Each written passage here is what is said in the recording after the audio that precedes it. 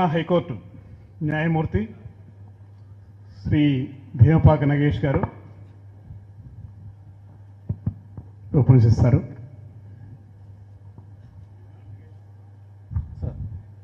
అవును సార్. వేదికలు రంగించిన పెద్దలు జస్టిస్ ఆకుల వెంకటసాయి గారు, రిటైర్డ్ జడ్జ్, అలాగే my big brother K Lakshman గారు, judge Telangana high court, justice K Manmatharao గారు, జస్టిస్ బి కృష్ణమోహన్ రావు గారు, అలాగే ఈ సభకి కారకులైన శ్రీ మండలి బుద్ధప్రసాద్ గారు, శ్రీ యార్లగడ్డ లక్ష్మీప్రసాద్ గారు, ఆసీనులైన పెద్దలందరికీ కూడా నా నమస్సుమాంజలు. ఇక్కడ ఈ సమావేశానికి నన్ను ఆహ్వానించినప్పుడు రచయితల సంఘం, నేనేం పెద్ద రచయితని కాదు అని కొంచెం భయపడ్డా. తర్వాత లేదండి, న్యాయపాలనకు సంబంధించి మీరు రమ్మండి అని. నేనేదో 2 రకాల స్పీచ్లు రాసుకొచ్చాను వాస్తవంగా. కానీ అందులో ఒక స్పీచ్ కానీ ఇప్పుడు మీకు చెప్తే, ఈ ఎన్టీఆర్ ప్రాంగణం కాబట్టి పెద్దలు చొట్టి పొట్టి శ్రీరాములు సభా ప్రాంగణం, అలాగే ఎన్టీ రామారావు గారు ఒక మాట ఉంది, పామర జనం హితములైన ప్రళవాక్యం పలుకుటకు ప్రాజ్ఞులు అంగీకరింపరనే పదం ఉంది. నేను వచ్చిన ఒక స్పీచ్ కానీ రాసుకొచ్చి నేను చెప్పాను అనుకోండి, మీరు ఏ సభలో ఏం మాట్లాడుతున్నారో మీకు స్పృహ ఉందా అని ఆసీనులైన పెద్దలు అడిగే అవకాశం ఉంది. కాబట్టి నేను మీకు ముందుగానే తెలియజేస్తున్నా, ఉన్నంత వరకు ఉంచండి, మిగతాని ఎడిట్ చేయండి. అయితే 2 రకాలు, ప్రసంగం చేసుకుందామా మాట్లాడుకుందామా. మనం తెలుగు భాషలో మాట్లాడుకొని మన అమ్మ భాషను గుర్తు చేసే రకంలో ప్రసంగం కంటే కూడా మాట్లాడుకుంటే బాగుంటుందని చెప్పేసి అనుకుంటూ, నేను 2022 ఆగస్టు 16 తర్వాత నేను దాదాపు ఒక 28 నుంచి 30 సభలకు హాజరయ్యాను. మీరందరూ జాగ్రత్తగా వినాలి ఈ ఒక్క వర్డ్. నన్ను పిలిచింది జడ్జితో పాటు, సార్ మీరు తెలుగులో మాట్లాడుతారని మిమ్మల్ని పిలుస్తున్నాం సార్ అన్నారు. దీనికి మీరు స్పందించాలి చప్పట రూపంలో. నేనట తెలుగు మాట్లాడతాను కాబట్టి తెలుగులో, అంటే ఈ సభకు వేరు, ఇది వేరు, వేరే సభలకు నన్ను పిలిచిన ఏంటంటే తెలుగు మాట్లాడటానికి. మా భద్రాచలంలో ఒక సోడా కొట్టే మనిషి ఉండేవాడు, ఒక రిక్షా తొక్కే మనిషి ఉండేవాడు. ఆ రిక్షా తొక్కే వాళ్ళ అమ్మాయి బాగా చదువుకుంటా ఉంటే, ఇలా కొంచెం అభ్యుదయ భావాలు కలిగిన వాళ్ళు ఫీజులు కట్టి ఆ అమ్మాయిని చదివిస్తూ ఉన్నారు. వన్ ఫైన్ మార్నింగ్ ఆ అమ్మాయిని చదవద్దని చెప్పేసి ఆ రిక్షా కార్మికుడు ఈ సోడా కొట్టే అబ్బాయి వాళ్ళ కొడుక్కి సంబంధం కుదిరిచ్చాడు. వాళ్ళు పిలిచి అడిగారు, ఎందుకయ్యా బాగా చదువుకున్నది కదా అమ్మాయి, ఎందుకు ఇస్తున్నావు సోడా వాళ్ళకంటే, ఆడు సోడా బాగా కొడతాడయ్యా అన్నాడు. నా పరిస్థితి కూడా అంతే. నేను జడ్జినను, మీరు చప్పట్లు కొడితే మీకు కూడా హెల్త్ బాగుంటుంది కదా, నా పరిస్థితి కూడా అంతే. నేను తెలుగు మాట్లాడతానంటే అమ్మని అమ్మ అన్నందుకు, మమ్మీ అన్నందుకు నాకు తగిన అత్యంత గౌరవప్రదమైన సన్మానంగా ఇది భావిస్తున్నా. ఇక మనకు తెలిసిందే, ఏ ఇద్దరు తెలుగులో కలిసినా సరే ఇంగ్లీష్లో మాట్లాడుకుంటాం. మన భాషకు సంబంధించి మనం చాలా సిగ్గుపడతామని. అంటే ఇది ఎవరో చెప్పారు కాబట్టి నేను చెప్తున్నా, అది నిజమని నేను నమ్మట్లేదు. ఒక 2 రోబోలని జపాన్లో ఎదురుగా కూర్చోబెట్టి కమాండ్స్ ఇచ్చిన తర్వాత ఒక 20 నిమిషాలు ఆ రోబోలు కొత్త భాషను తయారు చేసుకొని వాటిలో మాట్లాడుకోవటం మొదలుపెట్టినాయి. అంటే అవి కూడా సొంత భాషను క్రియేట్ చేసుకుని మాట్లాడుకునే స్థితిలో ఉండి, అంత భాషాభిమానం ఉంటే, ఆత్మాభిమానం కలిగిన మనం ఏ భాషలో మాట్లాడుకోవాలో మన విజ్ఞతకే మనం వదిలిపెడదాం. ఇకపోతే మొన్న ఈ మధ్య ఒక మీటింగ్కి వెళ్ళా. అందరూ తెలుగు వాళ్ళే, సుబ్బారావు గారు, నగేష్, శ్రీనివాస్ గారు, జయశంకర్ గారు, శ్రీలక్ష్మి గారు, లింగన్న, వీళ్ళందరూ ఉన్నారు. అందరూ సూట్లు వేసుకొని చాలా కష్టపడి ఇంగ్లీష్ మాట్లాడుకుంటున్నారు. ఇక్కడ ఉన్న పెద్దలందరికీ తెలుసు, చిన్నపిల్లలకి తెలియకపోవచ్చు. లారెల్ అండ్ హార్డీ అనే ఒక సినిమా ఉంది, అప్పుడు మూకీ సినిమా. ఒకరోజు లారెల్ అండ్ హార్డీ అనేవాళ్ళు ఒక చిన్న టెంట్ వేసుకొని విపరీతమైన ఆనందంలో ఉండి బార్బిక్యూ కాల్చుకుంటూ సంగీతంలో మునిగిపోతారు. దాని పక్కనే అద్భుతమైన సెలయేరు ఉంటుంది. దాని మీద మెట్లతో పాటు బ్రిడ్జి ఉండి అవతల బోరింగ్ ఉంటుంది. ఈ లోపల ఆ టెంట్కి నిప్పు అంటుకుంటుంది. ఎవరైనా ఏం చేస్తారు? పక్కనే ఉన్న నదిలో నుంచి నీళ్లు తీసుకొని ఆర్పుకుంటారు, తాగుతారు. వీళ్ళు ఆ పని చెయ్యరు. చెరుకు ఒక 2 బకెట్లు పట్టుకొని నదిని దాటి బ్రిడ్జి అవతలకి వెళ్ళి బోరింగ్లు కొట్టుకొని వచ్చి మంటలు ఆర్పుకుంటుంటారు. మన పరిస్థితి కూడా అదే.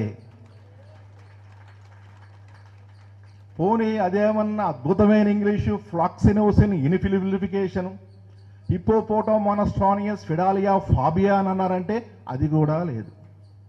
ఈ ఫ్లాక్సినోసిన్ ఇన్ఫిలిఫికేషన్ అనే పదం 27 అక్షరాలు. మా బావ నాకు మొన్న చెప్పింది. ఇంత పెద్ద అక్షరంలో మన తెలుగులో ఒక మాట చెప్పాలంటే నువ్వు ఎందుకు తగ్గించుకుంటావని. ఇకపోతే హిప్పోపోటామోనస్ట్రానియస్ ఫిడాలియా ఫాబియా అనేది 47 అక్షరాలు. పెద్ద అక్షరాలను చూసి భయపడే పదానికి పర్యాయ పదం ఇది. అంటే మనం ఛందస్సు అంటే సరిపోదు.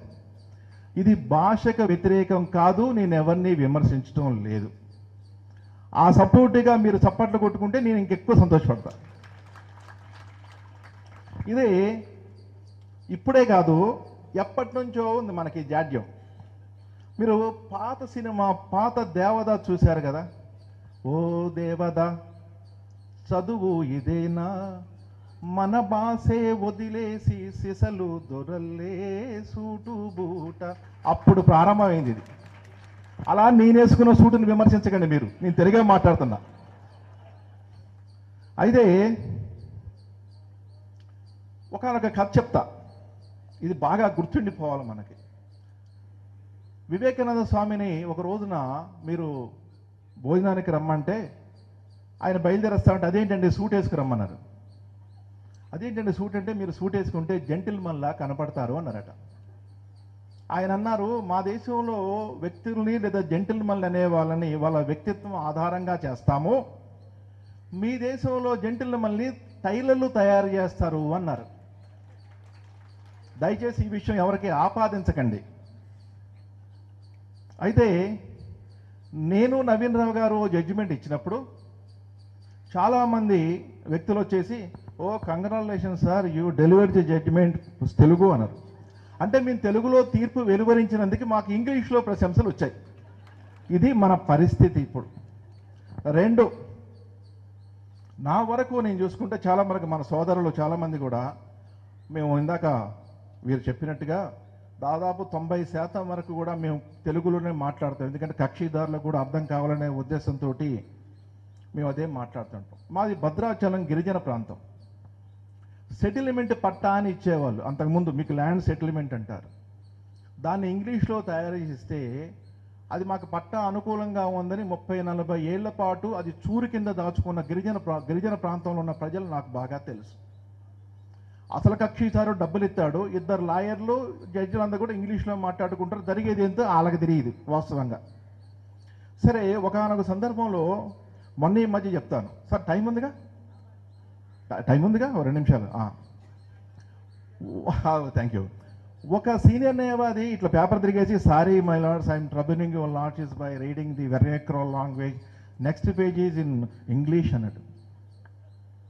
నేను ఆశ్చర్యపోయా. నన్నెందుకు ట్రబుల్ చేస్తున్నావు? మాతృభాషలో మాట్లాడే డాక్యుమెంట్ ఉంటే మనమే ఆత్మానూన్యతా భావంతో పక్కనే ఇంగ్లీషును చదువుదామన్నారంటే మన ఆలోచన విధానాలు ఏ స్థాయిలో దిగజారిపోతున్నాయో మనం ప్రశ్నించుకోవాలి.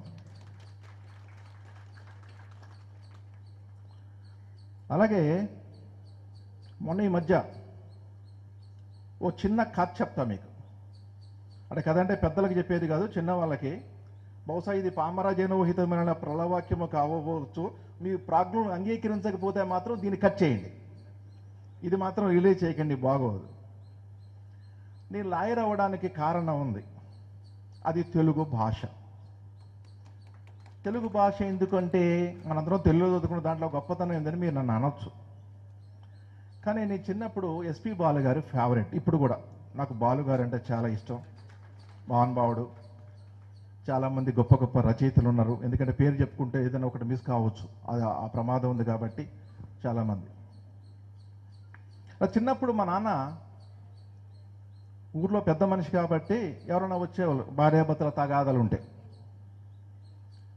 ఒక భార్యాభర్త వచ్చి గొడవ పడతారు. సారీ, ఒక భార్యాభర్త కాదు, ఒక భార్య ఇద్దరు భార్యలు ఒక భర్త. కథ కోసం మొదటి భార్య తిడుతోంది, ఆవిడెవరండి తెలియదు, అసలు ఆవిడకి ఏమైనా పెళ్లి చేసుకోలేదు అని అంటే, ఆ రెండో భార్య డిఫెన్స్ తీసుకొని భూదేవి సాక్షి అండి, ఆకాశం సాక్షి అండి, పంచభూతాల సాక్ష్యం అంటే ఈ పెద్ద భార్య అంది, పిలువు సాక్ష్యం చెప్పించి కావాలంటే భూ చేత అంది. నేను ఈ పాయింట్ పట్టుకున్నప్పుడు ఇది కట్ చేయాలి, బాగోదు, జడ్జిని కదా, ఇది కట్ చేయండి. కార్తీక దీపం సినిమాలో నింగి సాక్షి, నేల సాక్షి, నిన్ను వలచిన నా మనసే సాక్షి, మనసులోన మనుగడలోన నాలో నీవే సగబాలంటే నేను వెంటనే మా నాన్నకి చెప్పా, నాన్న ఇవి సాక్ష్యాలుగా చెల్లవు కదా అని. ఎవరో కొట్టాలి, లేకపోతే ఉత్సాహం ఉండదు ఇక్కడ. మీకు కూడా హెల్త్కి మంచిది కదా, పొద్దున వాకింగ్ కూడా చేసినట్టు లేరు మీరు. చూస్తే మా నాన్నతోడు, వీడేదో లాయర్ అయ్యేటట్టున్నాడు కదా అన్నాడు. అక్కడ పడిందండి ఈ బీజం. ఇది ఈ నింగి నేల సాక్ష్యం చల్లదనే దగ్గర నుంచి ప్రారంభమై ఇగో ఈ స్థితిలో ఇక్కడ నిలబెట్టింది నన్ను. ఇకపోతే తెలుగు భాషను అడ్డం పెట్టుకొని మేము మార్కులు సంపాదించాం, ఇది కొంచెం కట్ చేయాలి. దెబ్బలో పడ్డాం, అది చెప్పాలి మీకు. ఒకానొక సందర్భంలో ఒక అపురూపమైన వ్యక్తిగా ఒకరిని వర్ణించడం కోసం ఒక పదప్రయోగం చేశారు. బహుశా వేటూరి గారు అయి ఉండొచ్చు, సబ్జెక్టు కరెక్షన్. నువ్వు పట్టు చీర కట్టుకుంటే ఓ పుత్తడి బొమ్మ, ఆ కట్టుబడికి తరించేను పట్టు పురుగు జన్మ అనే పదం ఉంది. ఎందుకో స్ట్రైక్ అయింది, దీన్ని మనం ఎక్కడన్నా వాడొచ్చా అని. మేము చాలా చిన్న స్కూల్లో చదువుకుంటున్నప్పుడు మా తెలుగు ఉపాధ్యాయురాలు గారు ఉండేవారు, వేరే దాంట్లో కూడా ఇంకో టీచర్ ఉండేవాళ్ళు. వాళ్ళిద్దరిని ఎలాగైనా ఇంప్రెస్ చేయాలనే ఉద్దేశంతో మేము ఏం చేసామంటే, మా తెలుగు ఉపాధ్యాయురాల దగ్గరికి వెళ్ళి చెప్పాం, టీచర్ ఆ సినిమాలో ఆ పాట చూస్తూ ఉంటే మా అమ్మకి మీరే గుర్తొచ్చారాట అన్నాం మేము. కొట్టాలి మరి. ఆవిడ నిజంగా పొంగిపోయారు. తెలుగు మనం ఏమి రాసామో తెలియదు, ఆమె అయితే గౌరవప్రదమైన మార్కులు ఇచ్చారు. ఊరుకున్నాడు ఊరుకోకుండా నా పక్కనున్న ఫ్రెండు ఇంకో పదం వాడలేడు. అంటే ఆవిడంది, మరి ఆమె పరిస్థితి ఏంటంటే, ఇది షూట్ చేయకండి బాగోదు అంది, మీరు కట్టుకుంటే ఆ పట్టు పురుగు జన్మ దాన్ని ఏమైంది చెప్పాడండి. మరి ఆవిడంటే ఉన్న పట్టు పురుగులు ఆత్మహత్య చేసుకుని చచ్చిపోతాయి అన్నాడు. ఇది చాలా దారుణమైన ప్రయోగం. దీనికి మూల్యం 2-3 నెలల తర్వాత మేము బాగా చెల్లించుకోవాల్సి వచ్చింది, మా వీపుల మీద వాతలతోటి. Subject correction. అయితే ఇక్కడ రెండే రెండు అంశాలు మీకు చెప్పేసి ముగిస్తే, చాలామంది వీరున్నారు కాబట్టి.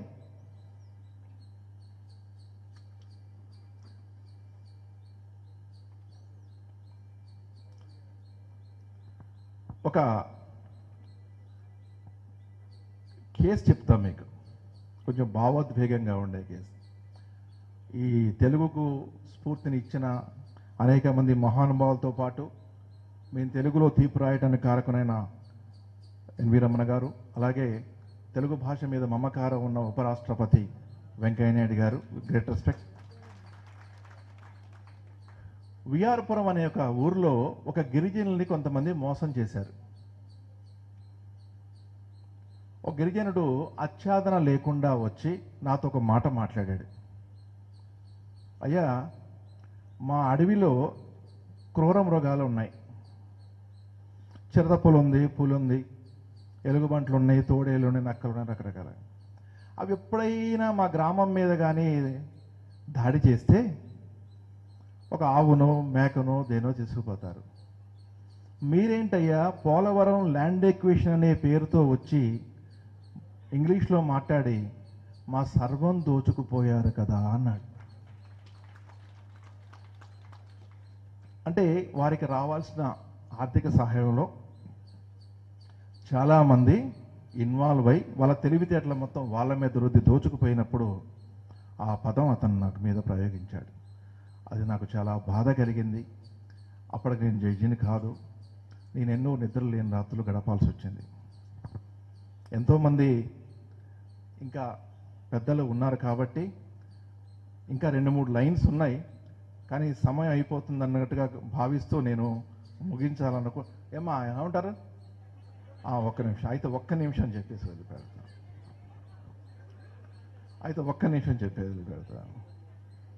మీకు 2 అంశాలు ఉన్నాయి.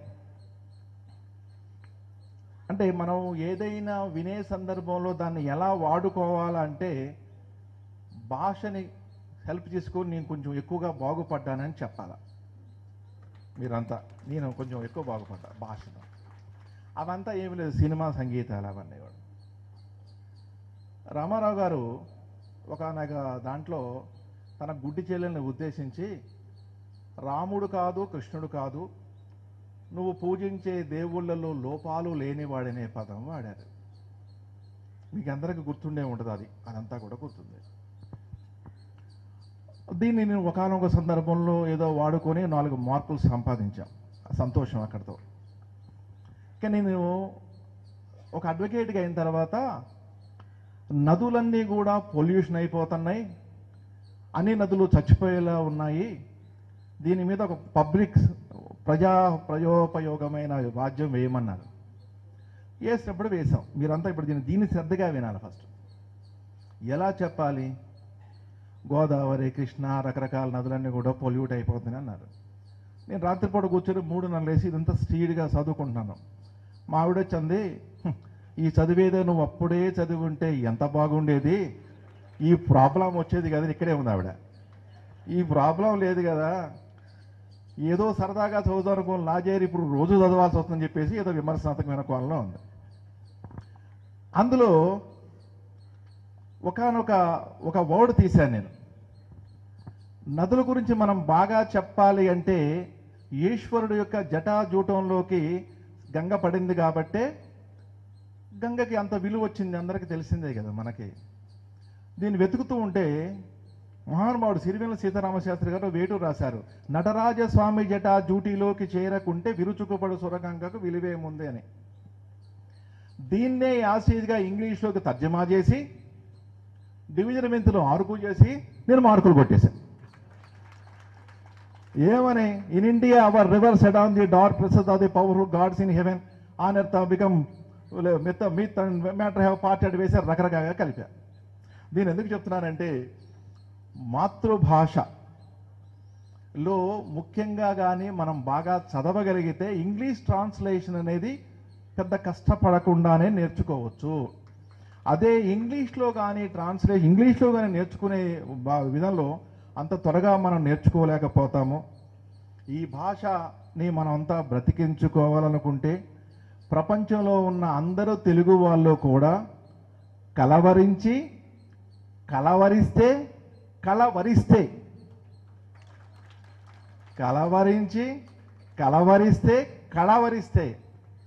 మన మాతృభాష చల్లగా ఉంటుంది. అద్భుతమైన భాష ఎప్పుడూ మిగిలే ఉంటుంది, మనకు ఆనందాన్ని మిగులుస్తుంది. వచ్చే జనరేషన్స్ కూడా ఈ మాతృభాషను మనం అద్భుతంగా అందించగలుగుతామని చెప్పేసి మనస్ఫూర్తిగా నమ్ముతూ నా ఈ ఉపన్యాసాన్ని శ్రద్ధగా విన్నందుకు మీ అందరికి కూడా ధన్యవాదాలు తెలియజేస్తూ, కొన్ని కట్ చేసేవి కాబట్టి అవి తీసేయండి. థ్యాంక్ యూ వెరీ మచ్ నాకు ఈ అవకాశం ఇచ్చినందుకు ధన్యవాదాలు. నగేష్ గారు, మీ కత్తిరింపులు లేవు.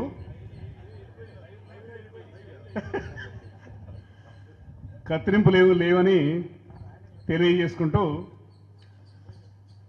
గోదావరి ప్రవాహంలా సాగిన అంటే వాళ్ళూరు భద్రాచలమేనండి ఉపన్యాసం తర్వాత